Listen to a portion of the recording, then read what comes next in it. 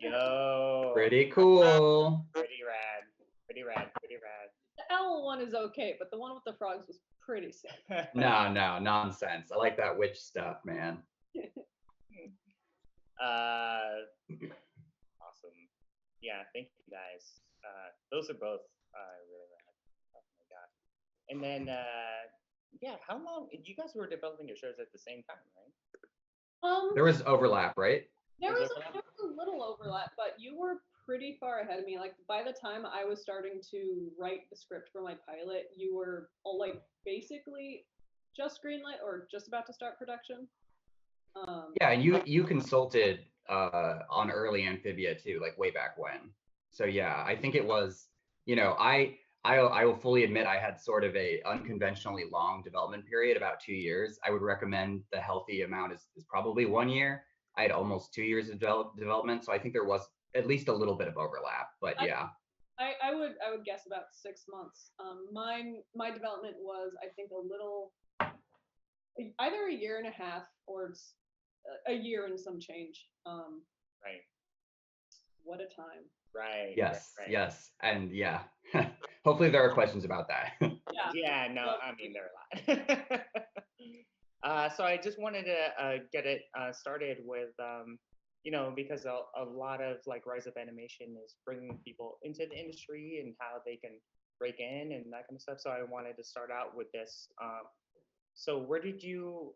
We can start out. Like, where did you guys go to school, and how did you break into the animation industry? Dana, do you want to start it off? Yeah.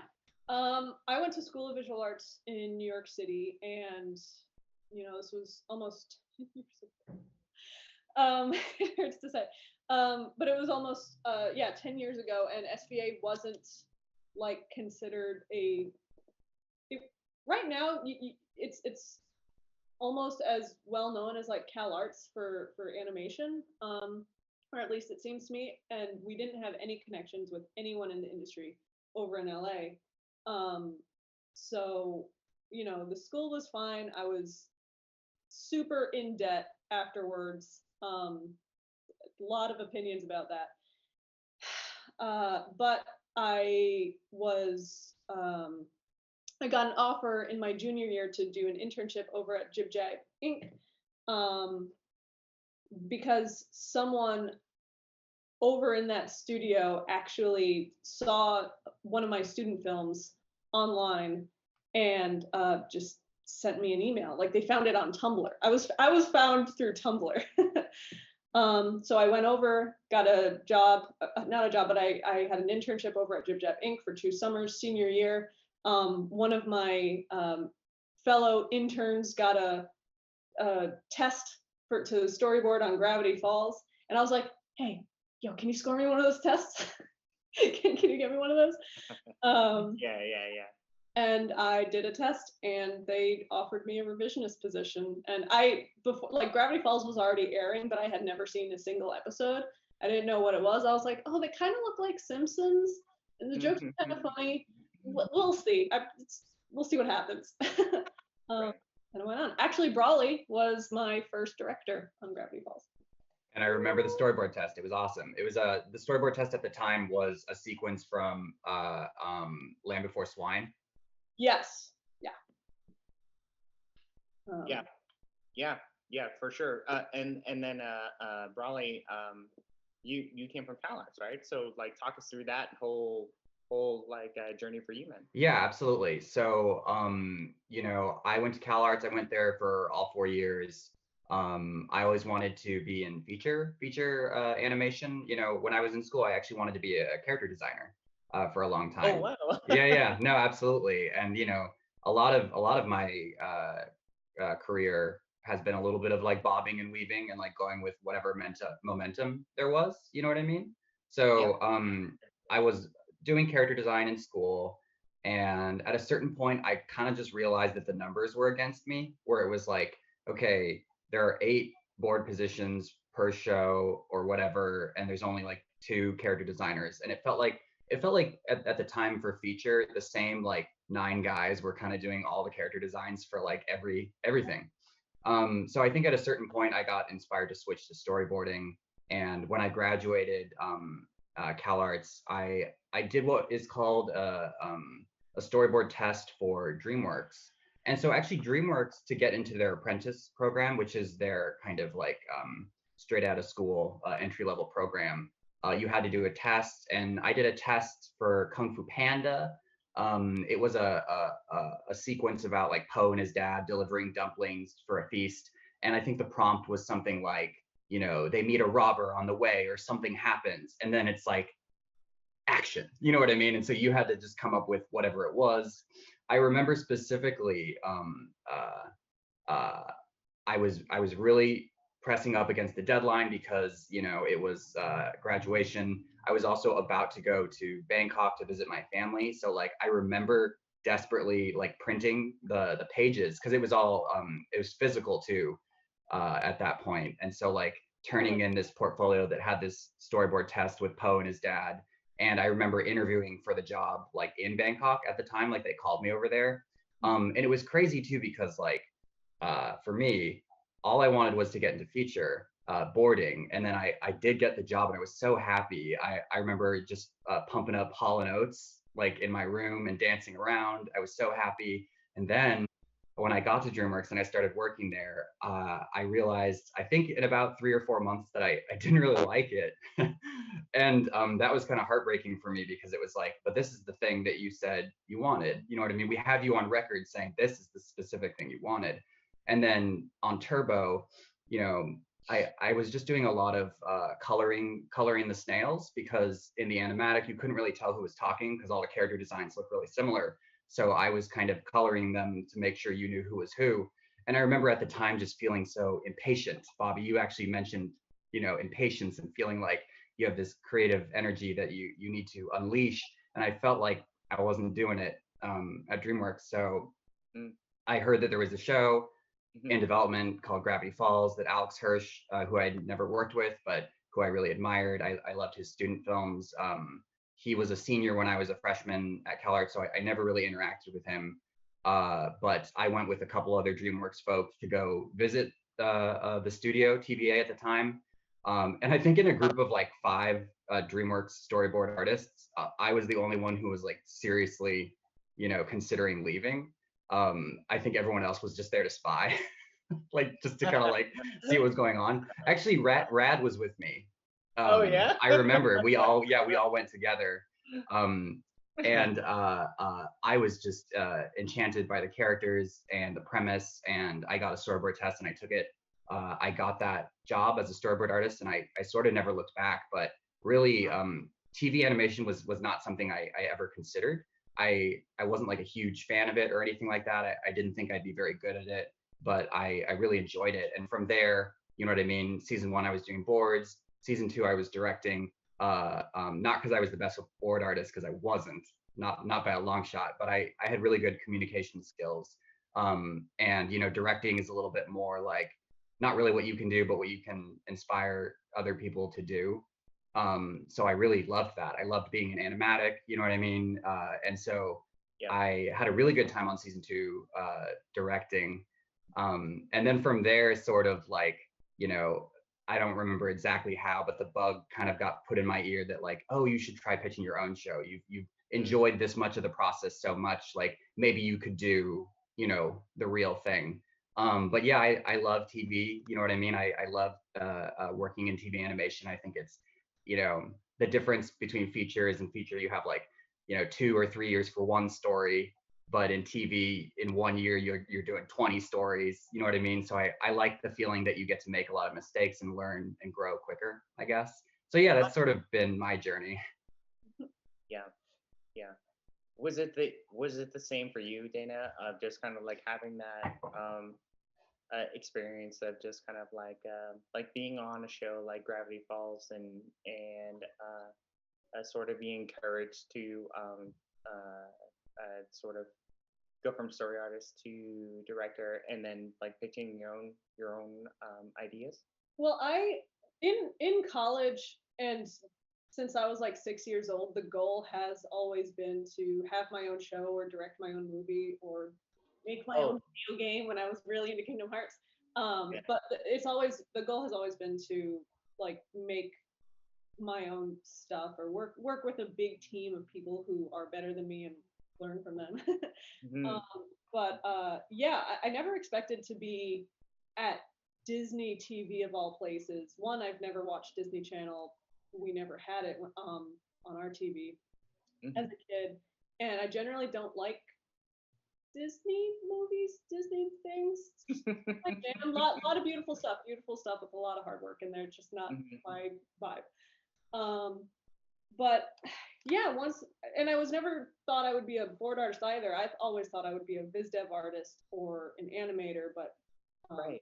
I learned that I hate painting, and being an animator usually means you have to go into 3D animation in the States, and I just wanted to draw a lot. So when I got the storyboard test, that was actually the first time I had ever tried to storyboard something. So it was a really kind of crazy learning experience, kind of trying to learn all that within a couple weeks. Very grateful I had the chance. But once I was on Gravity Falls and I started learning the pipeline, kind of similar to Matt, I was really taken by how many stories you can tell, how many episodes you can write and produce in a single year, and being like, every show works differently. Every show has their little, group friends, and departments usually stick together. But on Gravity Falls, it did feel like it was a mesh of friends. And I liked that camaraderie. And movies and features, the teams are so big, you usually don't get to know everyone you're working with. So that's when I started kind of learning that, hey, maybe pitching a show for TV is what I should aim for. And from there, like, I wanted to get into directing because you learn management there, and being an editorial was super fun. And I just wanted to slowly build how to work with bigger and bigger teams. Matt, for Gravity Falls, at this point, as we are going chronologically, like, what do you think helped you like succeed as a director, like on that front? Because that episode was awesome. Awesome. Well, it was. I think the best directors, in terms of the work they do, they're thinking of the big picture. You know what I mean? They're thinking of the total runtime. They're thinking of the piece as a whole. I think a director who was noodling, you know what I mean, on just one sequence for the entire time would be kind of missing the point. I think what I really enjoyed about directing was that, when you see the storyboards on the timeline with the music and the voices, you just know whether the story is playing. And I think there was an exec, Khaki Jones at our studio, who actually says like, animatics don't lie. And I think what's really powerful about that is if you're pitching a board, you can actually pitch a bad story really well and get a good reaction. Like, you can do like really good pitchers. It's kind of like magic a little bit. Like, but in animatic, when you hit play and that thing is just playing, either people are engaged or they're not. Either they're laughing or they're not. And I think what I enjoyed about editorial was that kind of objectivity, where it was like I can see the whole piece, and I know which sections are dragging and which sections are not landing. And I loved that part of it. You know what I mean? And actually, it's funny because doing that kind of work, it ultimately makes you a better board artist too, because suddenly you're not drawing the knuckles on somebody's hands. You're thinking about how this sequence is playing in the overall episode, you know? Right. Yeah. And I'd love to add on that because I was so insecure when I started pitching boards on Gravity Falls and eventually on other shows because I've always had stage fright. Like the first time I pitched a board on Gravity Falls, my voice was shaking, my knees were shaking, and right afterwards I like went and I ran to the bathroom to dry heave. And I knew this was something I had to keep. So you loved it. But like it was something that I like wanted to get better at. But I was so mad because I can't do voices. There are some pitchers, some artists who can do every voice of every character and pitch it so well, even if their boards aren't great or they're missing something. Like they'll knock it out of the park. And then there are some board artists who are quiet and timid, and their boards are incredible. But pitching like that just it can skew how you view a board. That's why, yeah, I love animatics. I love working in editorial because you get to see like, oh, this is working, and that's like an objective fact. Right. Yeah, there's another side of directing too, which is the people side, and this is completely separate from creative, which is like, okay, you have 3 board artists working for you. How are they all doing? Are they struggling? You know what I mean? Are they going to be able to hit the deadline? Like, is their morale okay? Like these are things that as a director you are also dealing with. And I remember it was so funny. One of my revisionists, I think it was Ben Holm on season 2.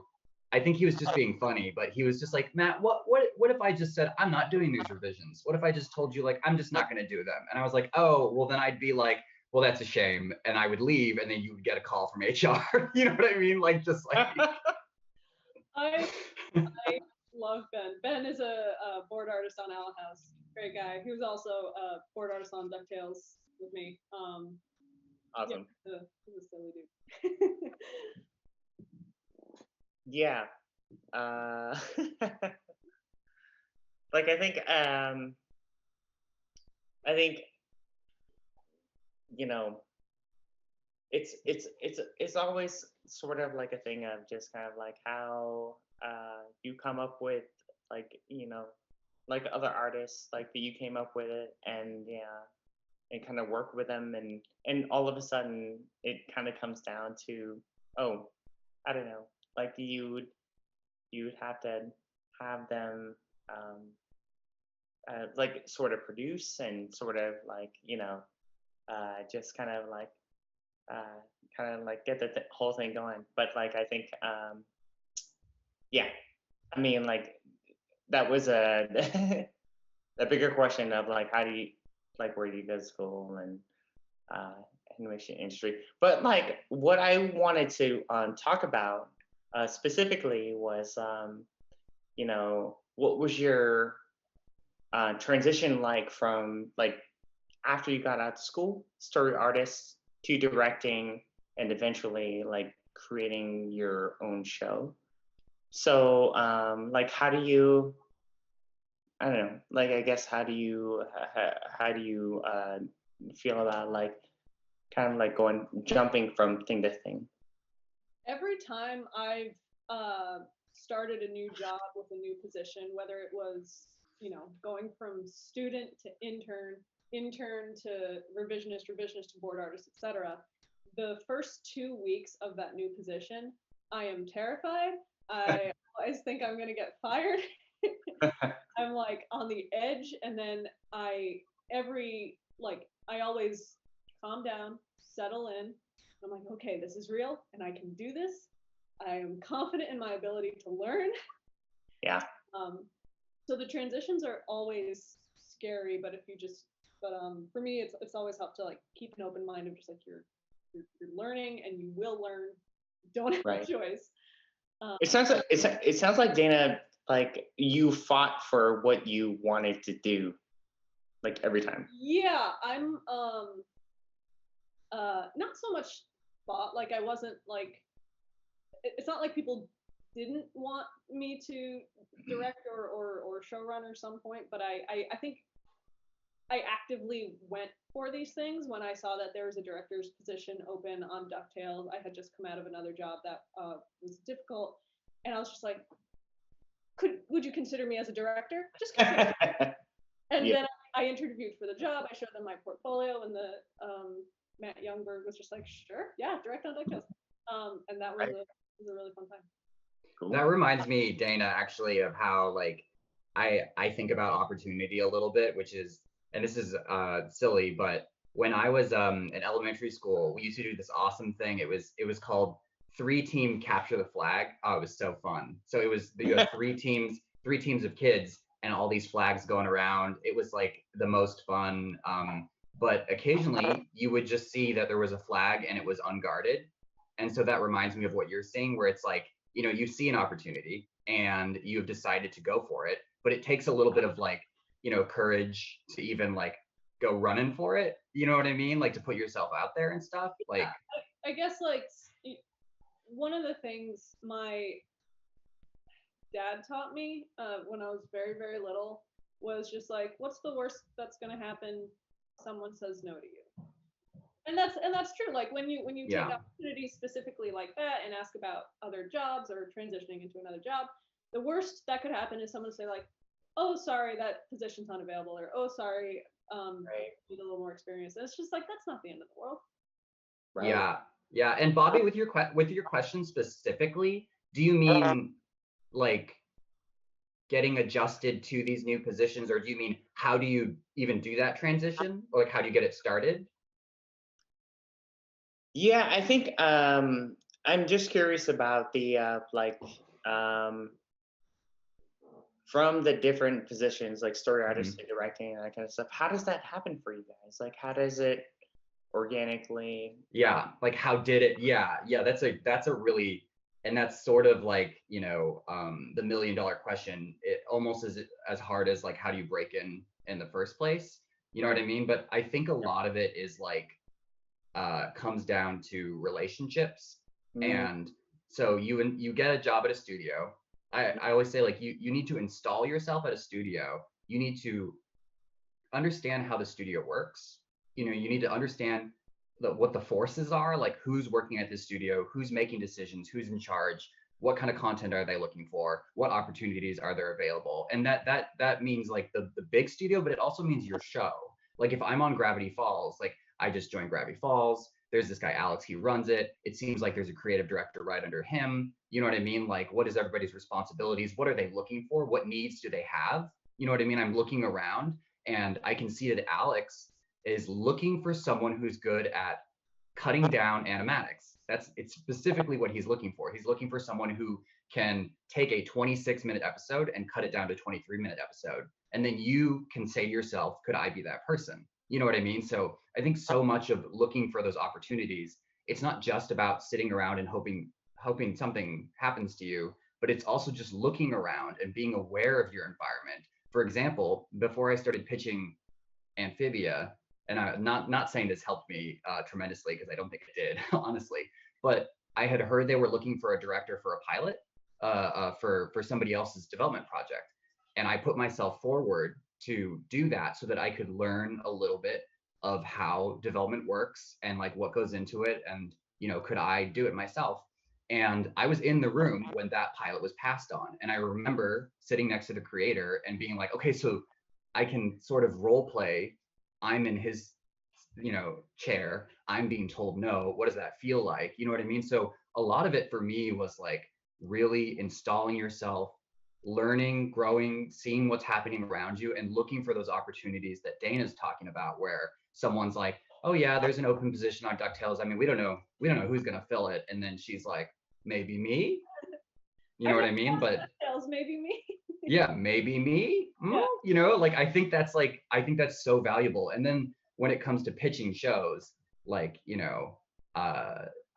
Amphibia was my third. I had 2 pitches that I was, trying to get going at Disney TV, and they just had no traction. You know what I mean? But like even those rejections were learning experiences. So yeah, I guess that would be my take, Bobby, which is just really get someplace, learn how it works. And like ultimately too, you want to learn how a show works, like just in general, like you want to learn the pipeline in and out so that by the time you do get a show, like you are the dog that catches the car, you can make the best version of that show. Because I sort of think the worst thing that could happen to you is that and a lot of people do this and like talk about it, which is like, I'm going to go straight from school and I'm going to pitch a show and like I'm going to get it greenlit, and like that can happen. You can absolutely do that. But then you might find yourself in an EP position and you have no idea how anything works. And suddenly the schedule is going, you know what I mean? And like you don't have a safety net, and they'll probably pair you with some old like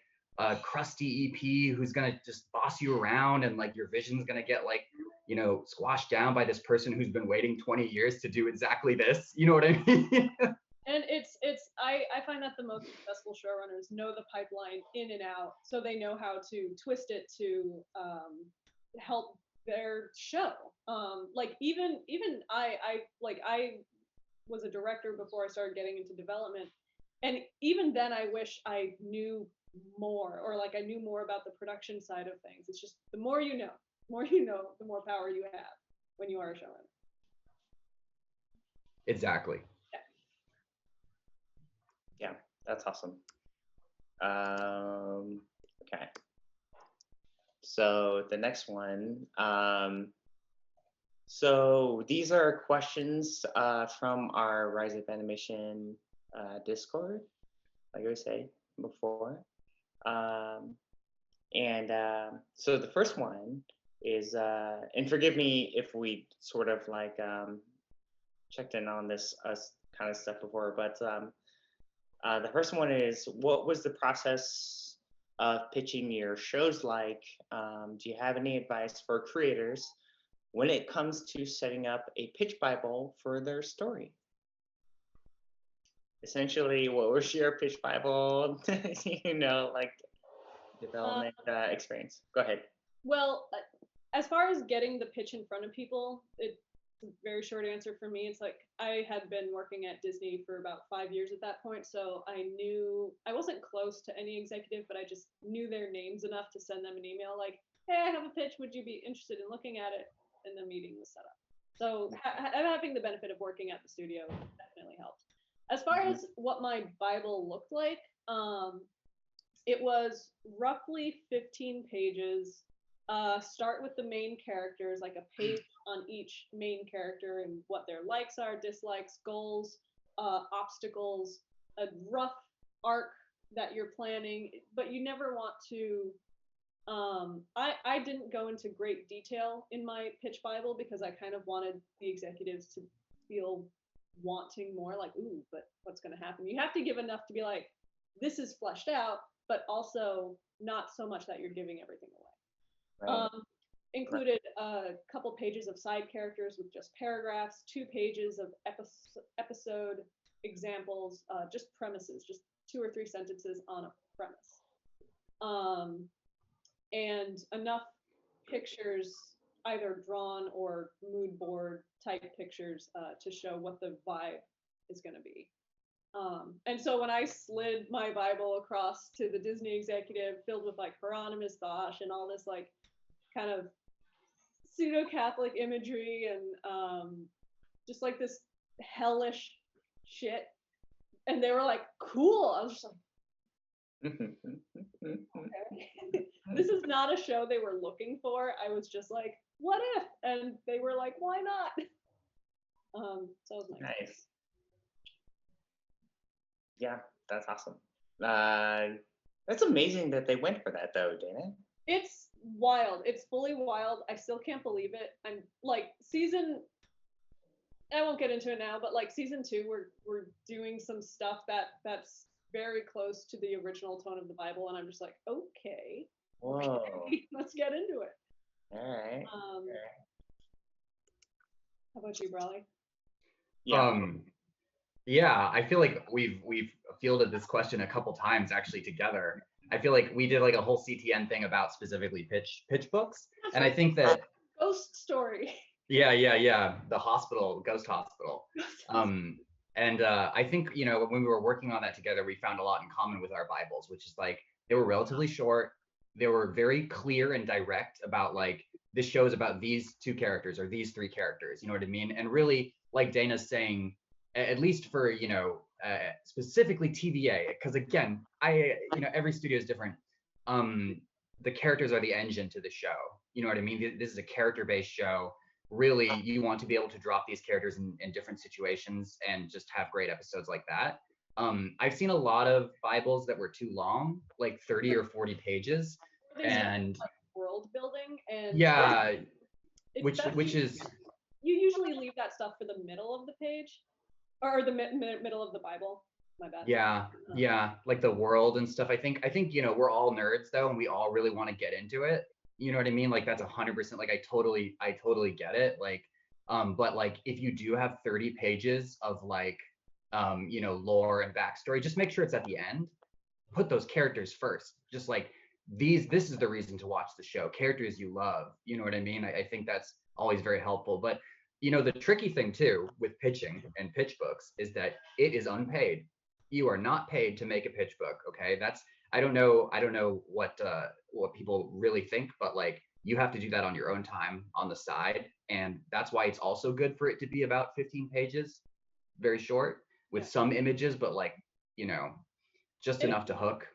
It's also good to think about when you're putting together your pitch Bible and you're trying to word how to get across the personality of this character in a few images and a few sentences really fast. Like imagine you are an executive and you see 30 pitch Bibles a day, and if each pitch Bible is like 15 pages max, I'm not going to do the math in my head, but that's a lot. That's a lot. So you want to be able to grab someone's, like if you're an executive and you're tired, you see all these pitch Bibles, you're looking for something that immediately grabs your attention. That doesn't necessarily mean the brightest colors or the most like action-packed poses. It just means a character that you instantly understand. Yeah. Like,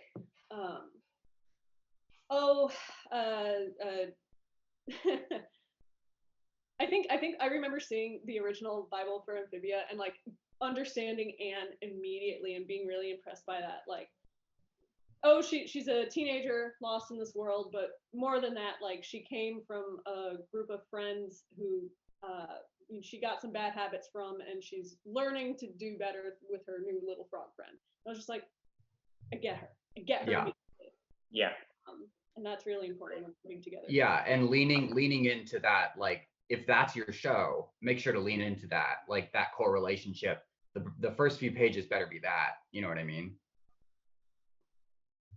Yeah, but it's tricky. There's an art to it, and like like Dana's saying, these folks are looking at so many of these a day that like by the first couple of pages you've got to bite or not. You know what I mean? Like it's not really. I don't think anyone's really getting to the end unless they're like, this is the best Bible I've ever. You know what I mean? I've ever seen.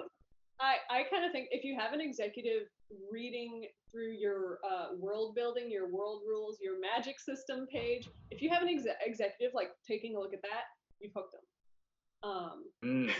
Otherwise, they won't care. But that's your reward, right, Dana? Like you get to build that stuff like into the actual show. Yeah, that's the fun stuff. Right. Yeah, that's awesome. That's great insight too. We have another question here from the Discord. It says,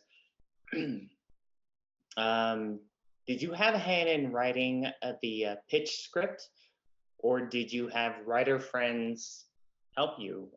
Is script writing even a necessary skill in creating and directing an animated TV show? Yes. Awesome. It's incredibly valuable, but it's incredibly valuable, yes, but it's not completely, like for example, I think about Matt Youngberg and Frank Angones for DuckTales.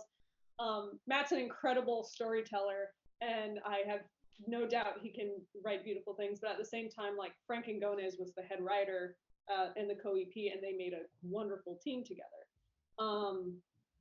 that being said, Brawley, I think both of us had a big hand in writing our pilots. I had a couple writers help me with punch up and to give. Yeah, I was some- gonna say, I was gonna say, I was gonna yeah, say that, yeah, like script writing as a skill, absolutely very important, but neither of us had it.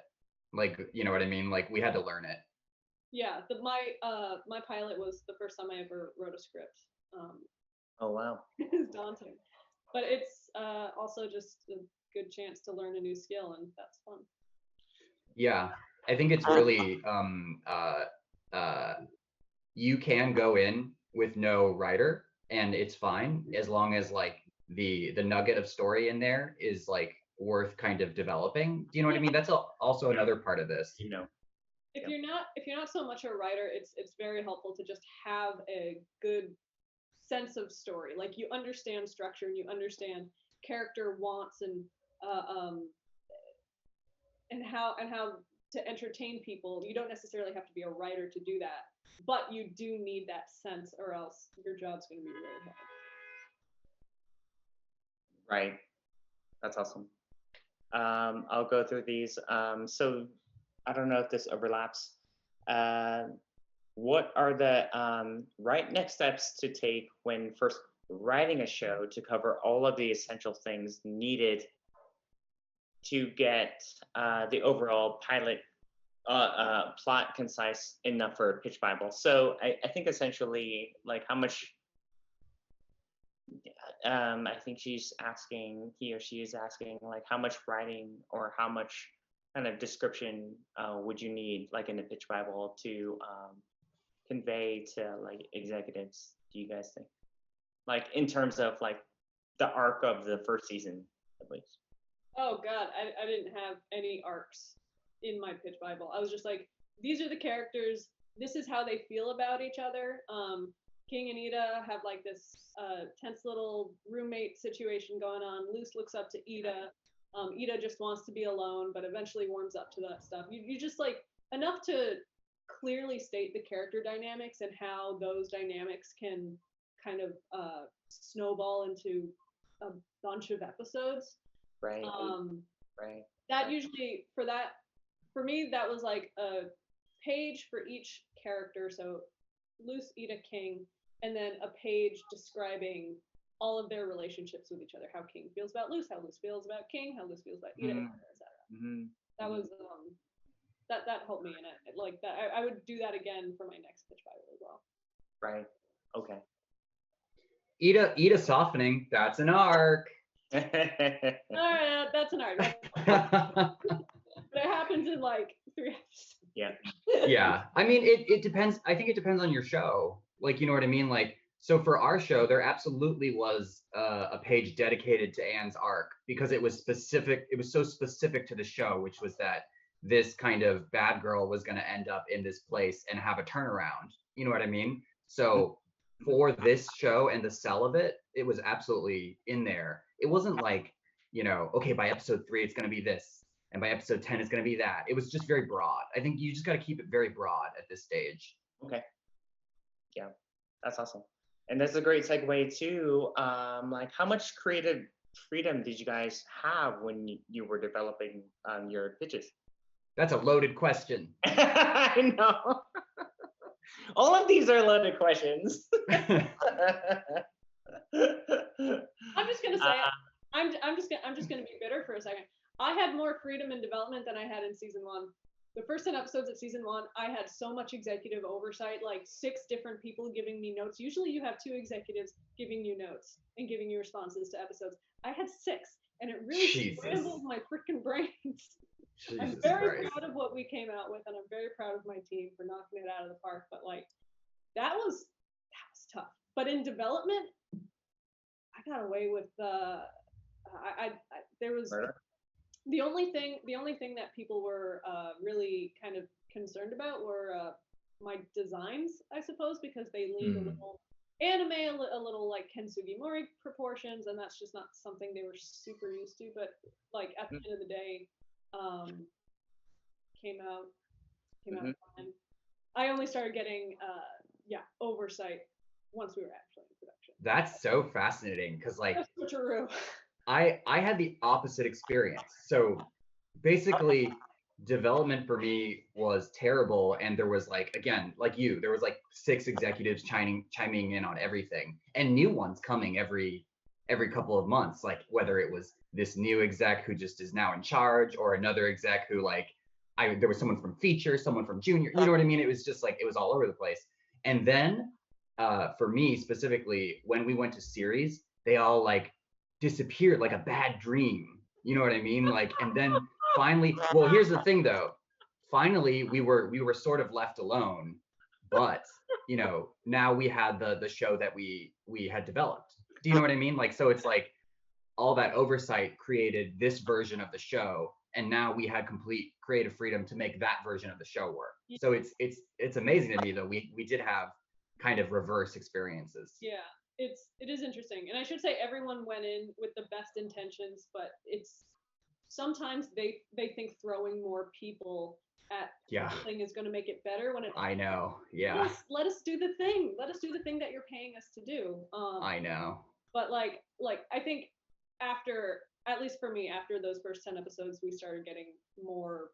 They started trusting us more. They started backing off, and the more they backed off, the feels like kind of the better stuff went. Sure. Yeah. Sure.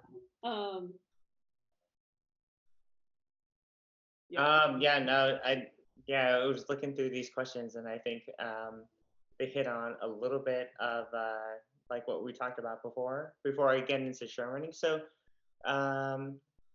this is interesting. Like, how long were you developing your story that pitch before it got picked up? Like, I think. Oh, like how long to work on the pitch Bible? Yeah, maybe. Like, what's the timeline? I think they're asking. Like, developing your pitch before it got picked up.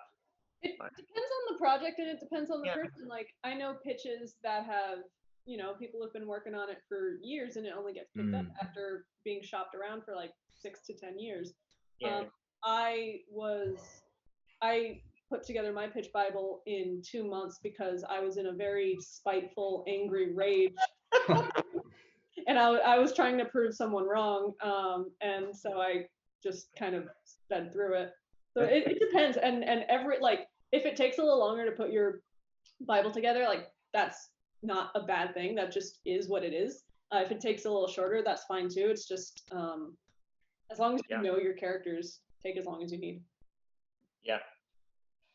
Yeah, I think that I also made the Amphibia Bible very quickly, the pitch Bible, and I was so excited. I think it was something like, you know, I had a friend who I almost went in on with it to pitch, and I remember being like, I've got like a book together, it's almost done. I think we can go pitch this next week. So if you want to do this with me, let's do it. And he was of the very opposite mind. He was like, no, let's work on it for 6 months, and then we can think about shopping it around. But I was so impatient. I was so kind of confident in the pitch. I was like, no, this is like really good, and we can go get a bite with this, I promise.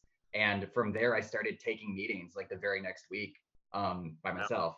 And for me, I think when you've got momentum, like, show it to someone. You know what I mean? Like, when you feel like this is good, like, show it to someone before you make changes, because these pitch Bibles actually they crave to be seen a little bit. You know what I mean? It's not the same as like a graphic novel. It's really not. You know what I mean? Like, this is the kind of thing that you need audience feedback like pronto, from my point of view, at least. Yeah. And even if they don't take the pitch, that doesn't mean the pitch is bad. That you might just need a little more time on it. But it's good to know that beforehand, rather than like working for months or years on something that's just the same idea. Like, getting feedback from executives, from friends, is so important. Yeah, and being super precious with like an idea too, I think is dangerous. So like, you've got this amazing thing that you're sculpting, you're like, oh my God, it's gonna be so incredible. But then, like, you know, sometimes you need to put that on the shelf, right? And like, get something else down and be like, this is just for fun, who knows? And then like, that's the thing that gets picked up, I swear to God. Well, I mean, I think there are a few things worth being precious about. Like, if you want to show a female character, or for me, like having a bisexual main character, like, I'm not going to get rid of that for something else, but for more like world building, or like, I don't know, world building, designs, inspirations, just like that all that kind of stuff. I feel like I can be less precious about as long as my characters, the characters that I want to get across, can get across. Yeah. By the way, we had that we had that Mike Miranda thing like in November, like last year, 2020, and he showcased both your guys' work, which is really. Oh, oh man, that must have been Rise Up fam. That was fun. That must have been a hell of a talk. All I remember is that you traded a sequence for a Sony PlayStation, and then. Wait, hold on. My computer is dying. I'm gonna get my charger really quick. I'm gonna answer that. Hold on 1 second.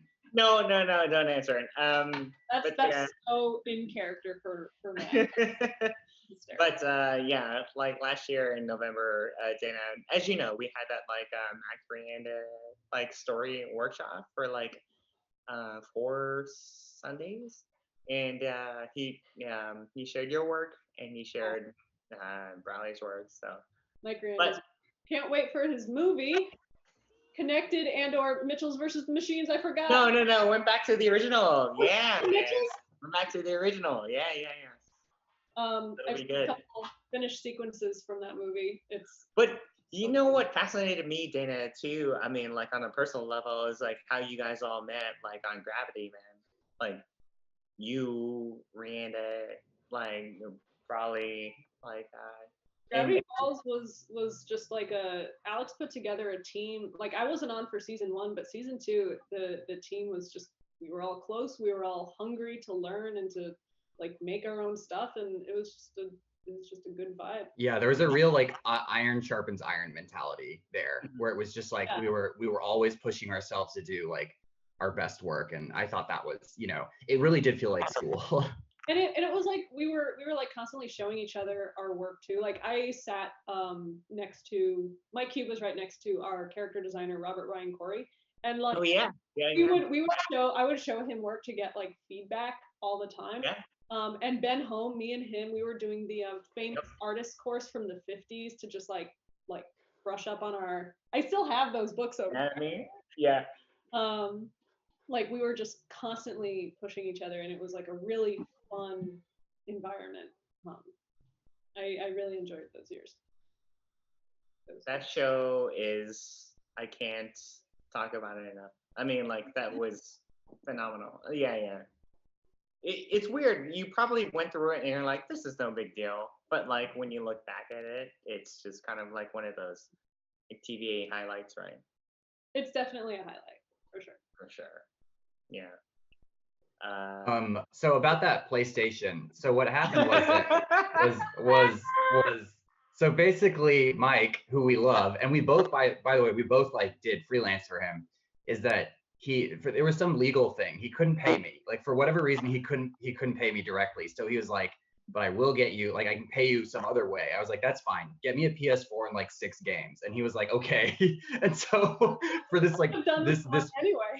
Yeah, this proof of concept like board sequence for way back when, that's how I was paid, and it was great. It was so funny, like with the Mike Miranda thing, we stayed for all 4 sessions, and then by the way, every one of them were like 3 hours, and I think they're on YouTube. But like at some point, dude. They're all 3 hours. Yeah. And then at some point he showed Dana's sequence and he showed Matt's sequence, and they're both hilarious. But like he loves you guys. From Connected? Yeah. Oh shit. God, I did that so long. I did that in Flash. I drew all that in Flash like on my crappy little laptop because I was living in London at the time and I didn't have any money, and my like weird little oh my gosh. He didn't get Sony's approval at all. He just showed him, and no, I mean yeah, exactly. He's the sweetest guy. Like he told us both like, hey, I couldn't like get you in the special thanks, and I was like, oh dude, we know, like, you know what I mean, like we don't care, it's cool, man. We were happy to help him like in any way, I think, at the time. Yeah. I can't wait for that movie. I think it's gonna be good.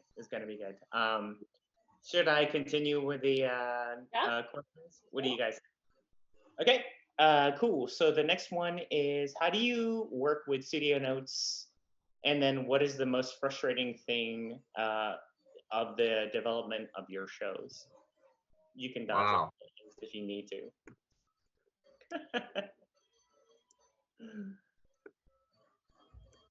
How do you work with studio notes? What is the most frustrating step of development on your shows? For notes, if I could go, if I could start, I suppose. For notes, whenever I go into a note session, and for our production, we get notes on script, we get notes on board pitch, and then we get notes on animatic. But I always go in, and before executives say anything, I usually have my own list of like, this is something I want to hit, this is a line I want to change, this is an emotion I want to explore a little more, this is a sequence that I think we'll need to redo. I just give them my list of things that I'm already planning to do, and it usually hits half or more of the stuff that they want to do or they're thinking of. Yep. And then like the studio notes, it's basically just like a first reaction from a test audience. So you really need to learn the difference between what's valuable and what's kind of a bias. What's a taste that, like, if an executive doesn't like horror stuff and you make a horror episode, their notes about it being too scary or like it being like them not liking it, you can kind of take with a grain of salt. But if someone comes to you and they're like, I didn't really understand why this character did this or what the motivation for this choice was, that's the stuff you need to pay attention to, because that's how you can improve your stories. Right. Right. And then what was the other part? Sorry. The most frustrating note. My most frustrating note in development was it wasn't really a note, more like I was playing with a lot. Like, my pilot for Owl House is very different from the first episode of the show, and I was playing with a lot of like we see more of Ida's body falling apart because she can take off her limbs. Like there's a little blood in there, and like someone came up to me really mad. They were like, "This is Disney. You cannot put this on a Disney show." And it wasn't an executive. It wasn't anyone who, you know, was in a position to tell me what to do. And I was just like, get the hell out of my face. What the fuck are you doing? Sorry. This is my pilot. And if S&P is fine with it, if the executives are fine with it, what are you doing here? Get out of my queue. That was the most frustrating day for me. Just someone trying to like block these things that weren't even bad. And we even tested it with a group of kids, and the kids were like not fazed by any of it because they're all watching Marvel movies. Come on. Right. Right. What position was this person in, Dana? Like how, like? I forget what was it. So they were in production. They were a line producer type, but in development, a different position. That's funny, like an arbitrary, kind of a unilateral moral crusade on their part, like. Yeah. It was a weird moral crusade to protect the Disney brand, which literally doesn't mean anything because Disney owns Fox, which owns Always Sunny in Philadelphia. Yeah, an Alien. Yeah, which owns Family Guy and Simpsons now, which owns all the Marvel shows. Like, the Disney brand doesn't mean anything anymore. It's so true. Yeah. So you said the perfect answer, Dana, which is that notes is like panning for gold. So you're sifting through and you've got all this gravel, and like some of it's like garbage and not helpful. So, but there are little nuggets in there that will really help your story. And so it really is developing an instinct for like what's actually gonna make this the best thing it can be, and what is just like weird personal taste stuff. And actually about the S&P thing, you know, something we never should do is second guess ourselves in terms of like, oh, is this gonna be okay for S&P? I remember we had a scene where a character, they have an axe in the back, like an axe in their back. They fall forward and you see the axe, right? And I remember there was an exec who was like, maybe that's too harsh. And we were like, oh yeah, maybe. And then like, so we changed it, but like SMP never had a note. You know what I mean? So like later when I saw it in animatic, I was like, make it the axe. Like what? Like I can't even tell what that thing is. Make it an axe. And then SMP was like, I mean, he's not dead, right? It's fine. You know what I mean? So it's another example of just like following your gut and not don't like maybe it's a problem. It either like it is or it isn't, or you know what I mean? Like I say push the envelope until someone says like this is going a little too far, and then you can have a conversation about it. Yes, and we have gone too far, by the way. Like I'm sure you guys have, like as well. Like I do remember. There's some stuff though that like I've been having a pretty wonderful time with SMP in second season. Like the stuff they note is like, yeah, okay, I figured, but the stuff they don't note, I'm just like. Yeah, there's some stuff though that like they did give a note, and I was like, yeah, we'll take it out. You know what I mean? Like it's totally messed up. Like that kind of thing. Yeah. I mean, let me go through these really quick, guys. Like Matt and Dana. I'm also. Really... sorry, go ahead. I'm sorry, Matt. I'm okay to go a little longer. How are you feeling? Yeah, I'm fine with it. Like whatever if you guys want to go to like 12:45, I'm totally fine with that. Like whatever you want to do. I'm all good. I wanted to respond actually to that last question a little bit more about the frustrating note.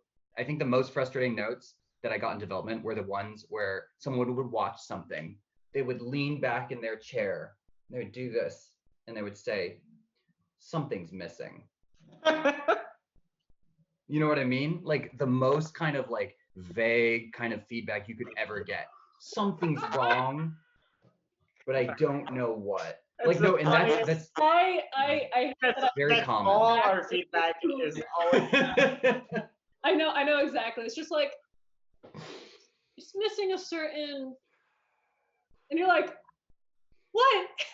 Yeah, that's the worst. And I tell you, I got that for like 6 months or 8 months. You know what I mean? Like what's really helpful is what you were saying, where it's like, I don't connect with this character for some reason. Like I don't feel sorry for them when I know I should be. You're like, that's a problem. That's helpful. It's like, okay, we need to like inject more pathos in here. We need to show a scene that it's not playing for whatever reason. Yeah. Right.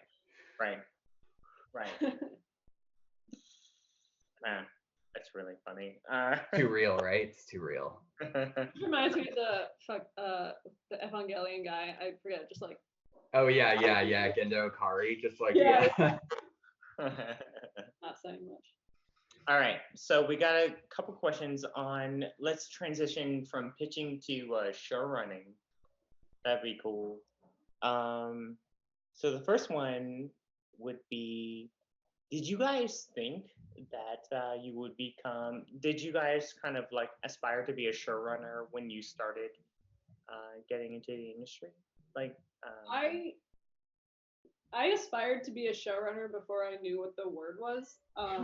I saw Powerpuff Girls and I saw the name Craig McCracken under the title, and I was like, him, I'm gonna do that. That's yeah. Matt? No, not me. No, I did. That's the thing too, and that's just so funny to me is that like I would have been so happy to just be like a cog at like Pixar. I would have just like that would have been so great. Like that's what I thought I wanted. You know what I mean? Just to be a board artist at those studios. But again, like you know, I couldn't land that Pixar job, and then when I got to DreamWorks, I was like, here I am. I'm gonna love it, and I didn't. So then I found something else. But I really didn't ever think I would run a show. Right. I'm happy you didn't end up going to Pixar because now we became buddies. We are running shows at the same time, and it's cool and it's great. And I think you made the right choice. Well, I think that's like, you know, I saw somebody said something, like tweeted about it, about how their whole career was about following momentum. You know what I mean? Like it feels like they're doing well at this, so they're going to try that job, or it feels like they're doing well at that, so they're going to try this job. And I just think that's so valuable, is it's about seeing the opportunities. You know what I mean? Yeah. Really? Yeah. Yeah, for sure. And then, so second question, what's the most challenging aspect of show running? We'll start with you, Dana. What do you think is the hardest thing? Can I actually think about that for a second? Probably. Yeah. Okay. Oh, sure. Matt, go ahead. So it's easy now because I'm like over the hump, but in the early days, it was very difficult for me to delegate. Like I was so precious with so many things that I just wanted to get in there and do them myself. But like that's not sustainable. So I think it's really important as soon as you can to find the couple of people that you really trust in terms of taste. Like you just know they're going to make decisions that you like, and do it quick as you can, because otherwise you're just going to get overwhelmed, completely overwhelmed. Right. But it's hard to do. Yeah. Yeah, I second that, wherever he is on your screens. But for me, it was the confidence to stick by my decisions. Constantly second guessing myself and second guessing story ideas, because like I said before, I had a difficult time telling the difference between taste and actual useful feedback. So it got my brains turned into scrambled eggs, and I made a lot of back and forth decisions that I wish I could take back, because it would have saved a lot of people a lot of time and effort. So, you know, yeah, just sticking by my gut and like making hardcore decisions was. How did you get there? Because that is still difficult. You know what I mean? For me sometimes. That's not so difficult for me anymore. I don't know when. I think sometime in the production of the episode of like Understanding Willow, which is, I forget, was it episode 14, 15? I forget. Sometime somewhere in there, I was just like, fuck it, I'm gonna do the thing. I'm just gonna do the thing.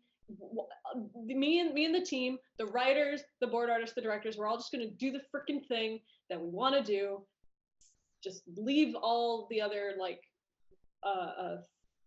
thoughts and notes out of it, and we're just gonna do what we want to do. And that was kind of like very freeing. I think at one point I just was so burdened by my own indecision and fear of making these decisions and standing up for this stuff, that I just snapped, and I just hardcore 180 in the other direction. Yeah, it's tricky with like some of the big kind of lore stuff or big story turns that nobody knows that are coming. Like deep emotional. Like we were always told like, oh, you don't want to go heavy into the lore stuff. You still want it to be episodic, so that if you're on episode 12, you can still get in like the 1 4-year-old who hasn't seen the show yet. Like they were that was the note I was constantly getting. And at some point I was just like, no, I want to do it more serialized. I want to talk about like deeper emotions. I want my characters to like cry. I want to make people cry. And that just became, yeah, I just snapped at some point. Awesome. Yeah. Can I ask this before, Dana, we run out of time? I just wanted to make sure. I mean, you can dodge it if you want. But how were concepts involving LGBTQ community handled when you were kind of writing your first season on the Owl House? I'm sorry, can you repeat that? Yep. So how were concepts involving the LGBTQ community handled when writing the Owl House? Right. Well, in development, I was very, very open about like the main character being bi and potentially having some stories relating to that, and just being like playing it as very normal. And I said that to executives, I said that to people working around me. I just wanted to make it as clear as possible. It's like you always hear about people in studios having to, pull a Trojan horse and like sneak that stuff in. And that like, I respect a lot of people for doing that stuff, because, without Noelle doing that for Shiro, without Rebecca doing that for Steven Universe, we wouldn't even be able to do this for all these other shows. And that's a difficult thing to do, but I'm very bad at lying. I have a very expressive face, and I would just ruin it for myself if I even tried. So I was just very open about it, like, hey guys, if you want to work with me, this is gonna have to be the thing. And almost everyone was on board. And I say almost because as soon as I was greenlit and we started production, I had to sit down with an executive who told me, you cannot do this. Absolutely not. It's like, we have an international market to think about, blah, blah, blah, this stuff. And I freaked out. I was like, you're telling me this, like, while we're in production, while I'm moving into my office, like, fuck you, fuck this, fuck everything. And I was ready to walk, but a couple days later, I was given the okay, but basically that executive, like, it sounded like he thought about it, he talked about it, there were some discussions with the higher ups, and in the end, since then, it's been very supportive. Sorry. It has been supportive. People have been supportive. The direct executives that I work with on a day-to-day basis are very supportive, and I have that's been really cool. And for writing the Grum and show episodes like Wing It Like Witches, it's kind of like almost testing the waters of seeing like what we can do, like how many times can we make this character blush before S&P is like, oh, but what if we're gay?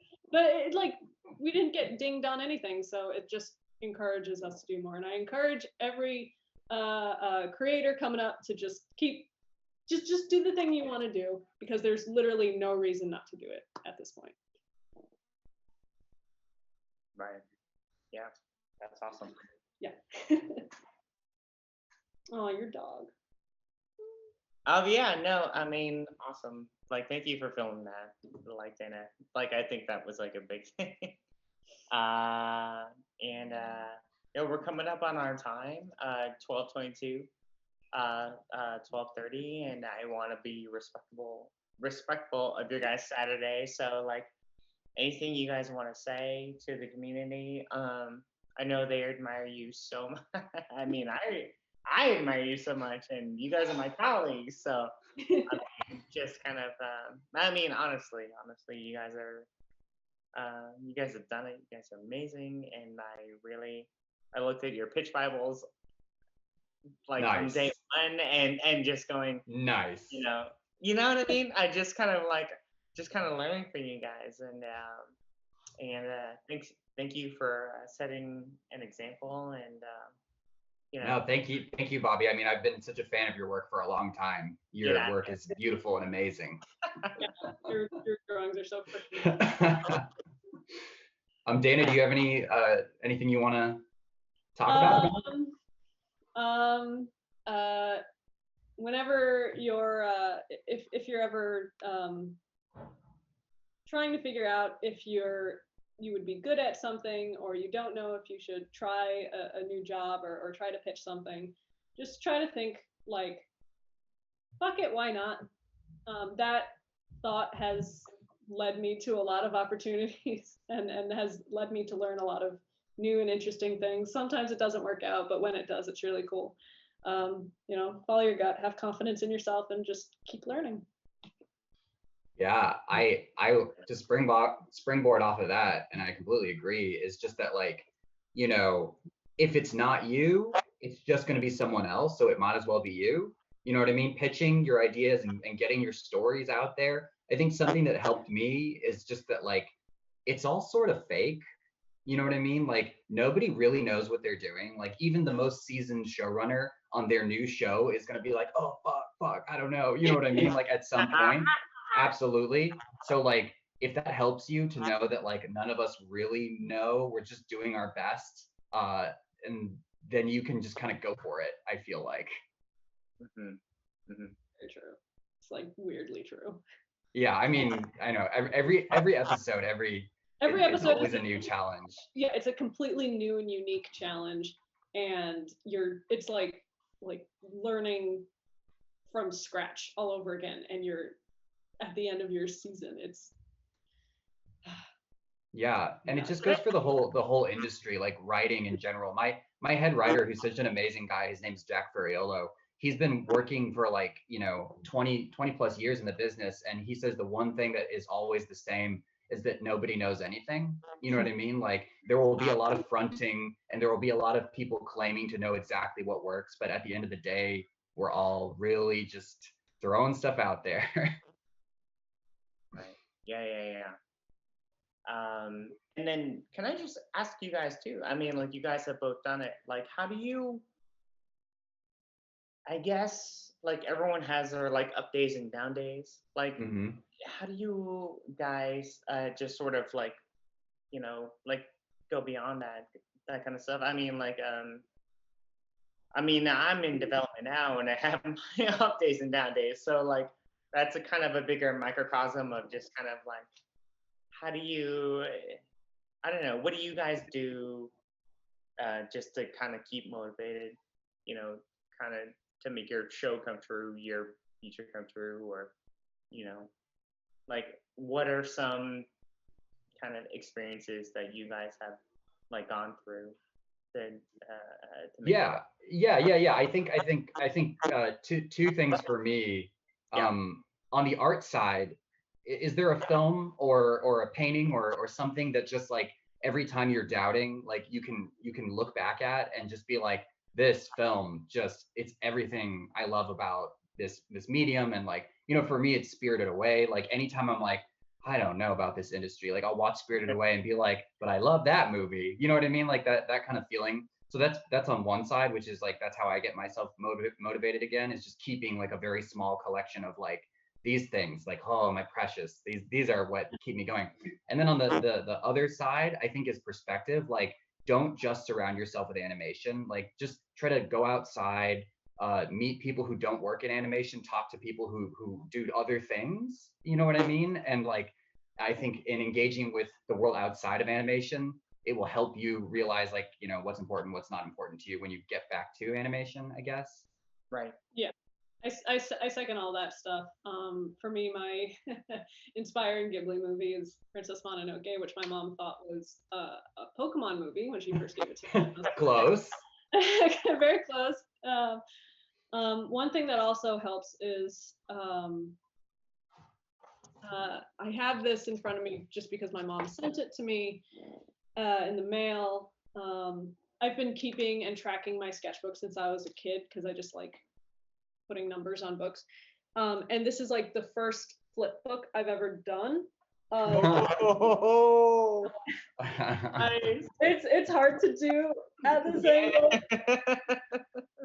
But like I look at that and I'm like, I'm doing this now. I'm doing the thing that I was trying to do in the 90s and I'm doing the thing now. That's cool. I want to, really enjoy the time I have doing this because eventually I'm going to retire at some point, I assume. I don't know. Look at Miyazaki, guys. He can't do it. That's retire. That's true. We are just like Miyazaki. hopefully not. But yeah. It gives it's good to and one thing I always do is like, as a showrunner, you'll always have late nights and you'll always have rough weekends where you're trying to catch up on stuff. But no matter what, I do my best to always take at least one day off. For me, it's usually Sunday. Just like take the day off, do that day to like do something you love, see people you love, work out, take a hike, do a hobby that you enjoy. That one day is like so precious to me. It keeps me sane. And I will not give it up for anything, even if there's like a massive, like melty, like a on fire deadline ahead of me. I need that Sunday. Awesome. Yeah. Well, thank you guys so much. This was awesome. I mean, like I can't imagine. Hey, whoa. That cat has weird eyes. Fake eyes. Also, get a cat. Get a cat. Get a cat. My cat's not here. Where's my dog? Hold on. I mean, it really does help. Like petting. Oh yeah. Yeah. Oh yeah. Pet meetup. We can do this pet meetup. Ooh. What do you think, Domino?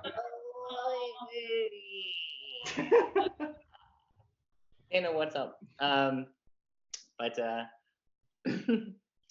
Thank you guys so much for doing this. That was wonderful, and I 100% agree with everything you guys said. And yeah, I admire you guys both, and good luck with everything in your seasons moving forward. Thank you everybody for coming. Thank you everyone. Sorry we couldn't get to every single question. But yeah, I hope it folded into like everything we asked them so far. So Dana, Matt, Bradley, enjoy your weekends, enjoy your Saturdays and Sundays, and we'll see you guys again soon. Thank you. Bye, everybody. guys. Thanks for Bye, coming. everyone. Thank you. Bye.